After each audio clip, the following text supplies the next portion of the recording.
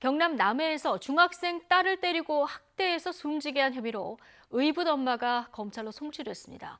경찰은 2년 넘게 학대가 지속된 점과 사망할 줄 알면서도 때린 점을 종합적으로 판단해 아동학대 살해죄, 이른바 정인이법을 처음으로 적용했습니다. 자, 이 사건 취재한 기자 연결해서 자세한 내용 들어보겠습니다. 오태인 기자. 네, 경남 취재본부입니다. 예, 자, 구속 이후에 경찰 추가 수사에서 결국 오래전부터 학대가 있었던 것으로 밝혀졌는데 이 학대 언제부터 있었던 겁니까? 네, 경찰 수사 결과 계모 A씨는 2년 전부터 학대를 했던 것으로 드러났습니다. 숨진 여학생은 13살인데 초등학교 5학년부터 상습적인 학대와 폭행이 있었던 겁니다. 특히 A씨가 남편과 별거를 시작한 지난 3월 이후 학대와 폭행 강도가 더 세진 것으로 조사됐습니다. 여중생을 숨지게 한 당일이죠. 부부는 이혼 서류를 접수했는데 양육 문제 등을 두고 다퉜고 A씨는 이후 집에 돌아와서는 분풀이하듯 때린 것으로 나타났습니다.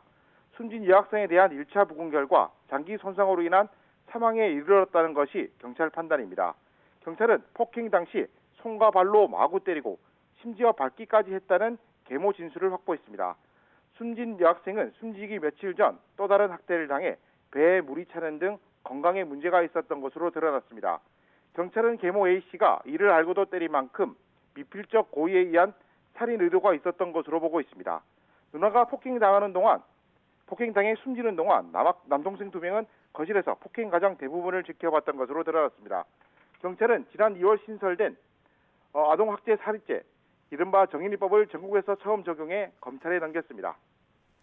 예, 자, 아동학대 살해죄의 첫 적용, 말씀하신 대로 이게 정인이 사건 이후에 만들어진 법인데 이게 얼마나 강화가 된 법인지 설명을 좀 해주시죠. 네, 아동학대 살해죄는 입양한 부모에게 학대당해 숨진 정인이 사건 이후 새로 만들어진 법입니다. 아동을 학대하고 살해한 후 사형이나 무기징역 또는 7년 이상의 징역에 처해도록 하는 건데요. 무기징역 또는 5년 이상 징역형에 처하도록 한 아동학대 치사죄보다 처벌을 강화한 겁니다. 또 5년 이상의 징역형에 처하는 살인죄보다 법정형이 더 무겁습니다. 경찰 기소에서 아동학대 살해죄가 유지되면 계모 A씨는 무거운 처벌을 피하기 힘들 것으로 보입니다. 예.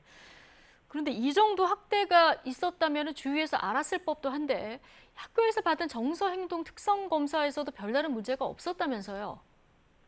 네, 그렇습니다. 숨진 여중생은 1학년으로 한 학기를 다니는 동안 정서행동 특성 검사를 받았습니다. 정서행동 특성 검사는 초등학교 1학년과 4학년, 중학교와 고등학교 1학년을 대상으로 하는데요. 60여 문항으로 여중생 기준으로 33점에서 38점을 받으면 일반 관리군으로, 39점 이상이면 우선 관리군으로 분류됩니다. 각 학년과 성별에 따라 기준은 다른데 여중생은 검사에서 10점대 아래 점수를 받아 정서와 행동에 문제가 없는 것으로 나왔습니다. 하지만 여중생은 2년이 넘도록 학대를 받은 것으로 조사되면서 학생들 정서와 행동이 건강한가를 확인하는 검사가 무용지물이 된 셈입니다. 해당 검사는 학생들의 솔직한 답변에 바탕을 두고 있는데 숨기거나 감추면 신뢰도 등이 떨어지는 지적이 나왔습니다. 경남교육청도 이런 한계를 알고 대책을 내놓겠다고 밝혔는데요. 다시는 이런 사건이 없도록 학교는 물론 사회 전반적인 관심과 대책 마련이 필요해 보입니다. 지금까지 경남취재본부에서 YTN 오태인입니다.